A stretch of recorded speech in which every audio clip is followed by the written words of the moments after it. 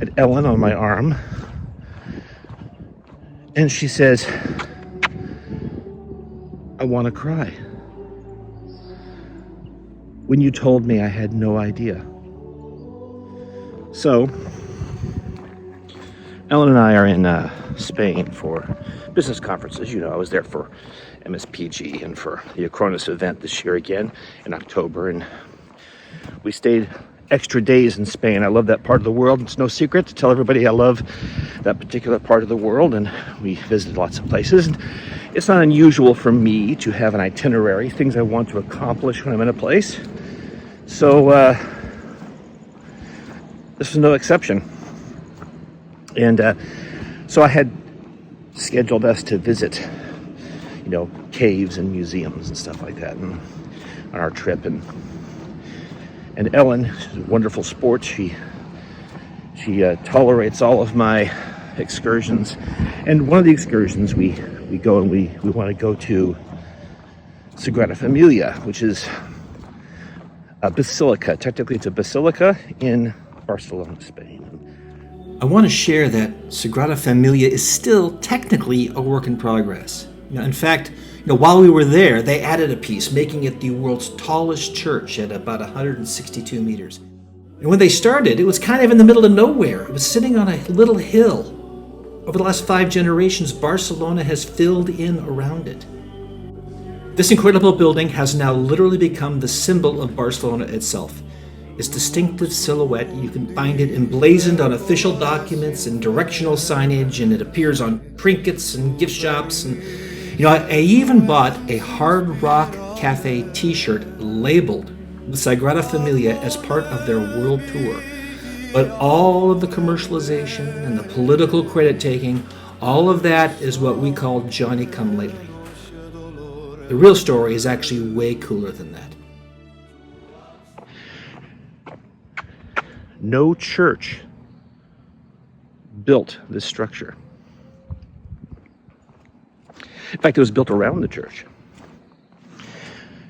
No government, no EU Commission, no UNESCO Heritage Sponsorship Program, no city funds and taxes, no national effort. None of that has any part of Sagrada Familia.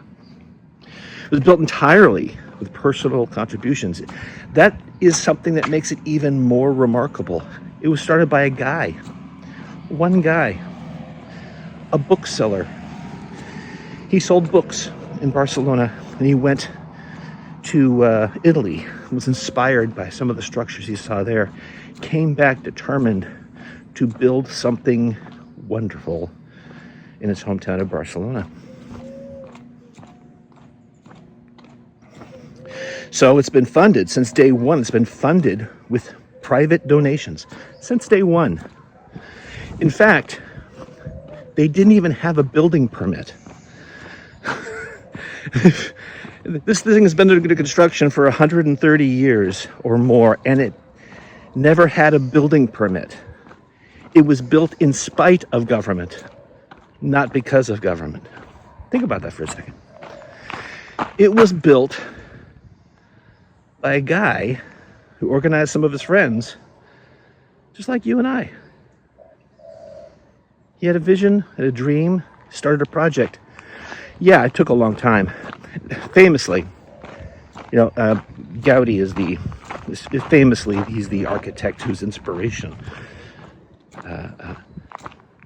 is the soul of the design. But he knew that he had to get all this work done in advance because it wouldn't be done in his lifetime. And he was asked once about the 100-year plus building schedule. You know what his reply was? He said, "My client is not in a hurry." I love stories like that. There are lots of facts and figures about Sagrada Familia, but you can go to the website and search online and find all that for yourself. The story's far bigger. Whether you like Gaudi's vision or not doesn't matter. The neo-Gothic exterior might seem out of time. The Art Nouveau compound curves of the interior might not be your thing. The hidden mathematical puzzles and religious motifs may even be off-putting to you. But this is, I think, one of the most important buildings of the last 100 years. There's something else there. Something behind the stone and the stained glass, beyond the stone and the stained glass. Something between the ramparts.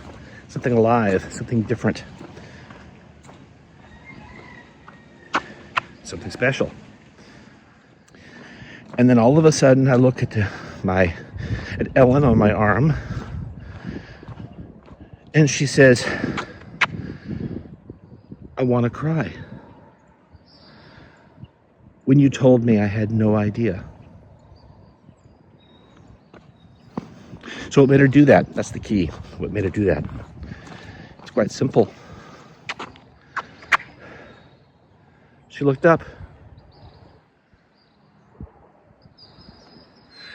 And when she looked up, what she saw filled her with a sense of awe and wonder.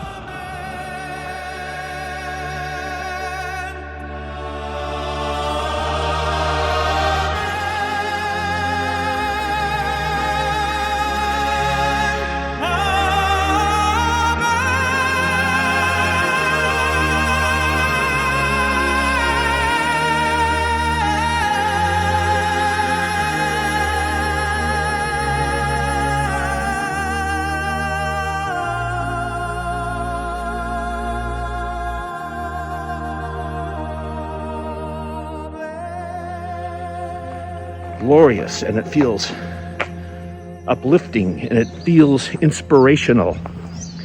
It moves you in a way, if you let it, if you put down your shield, put down that jaded barrier we all have in this world of content. If you go in there and you look and let yourself feel, if you get past the tourists and past the commercialism and past all of that, and just get in there and experience the place, let it talk to you, you'll feel something. And it's wonderful. So that's why Ellen was crying. She was in there, she looked up, and she felt it. She felt the power of the expression. Christmas time, everyone looks at Christmas time a little bit differently. Some of us look at it from a very traditional and nostalgic viewpoint as a societal tradition. For some people, it's a religious holiday. For me, it's a religious holiday. But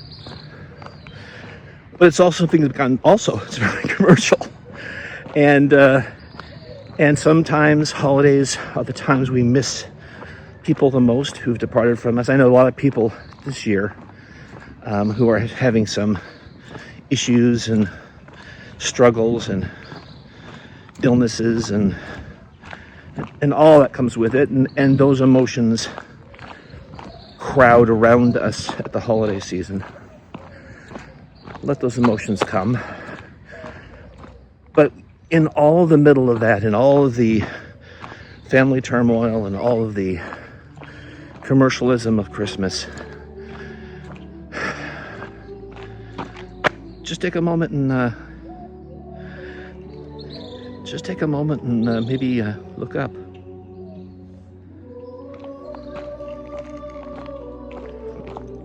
Anyway, just like usual, I want to wish everyone a wonderful, wonderful holiday season.